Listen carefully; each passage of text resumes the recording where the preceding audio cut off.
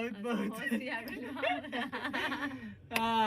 सबके नमस्ते प्रणाम। और हम बानी मंत्रा स्टूडियो से दीपक दिलकश, हमारे साथ बहुत ही अच्छी सिंगर बिंदु श्री जी और प्यारे भाई हमारे टीका मार के गोदन आनंद फ्रेश बड़े एकदम। तो बताइए आप सब कैसा लगा इनका आधा कैसा लगा कमेंट में लिखाई जरूर। हाँ। तो आप सब बताएं कि गाना कैसा लगल और कैसा चॉइस बा हमनी के। और आप सब जो प्यार आशीर्वाद दे रहे हैं उसके लिए बहुत बहुत धन्यवाद आप सबके।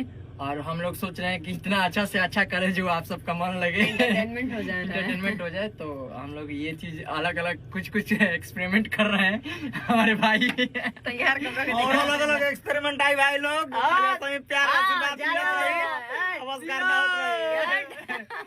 चलिए फिर मिलते हैं दूसर वीडियो में, तब तक के लिए नमस्कार प्रणाम और आगे भी आशीर्वाद बनाए।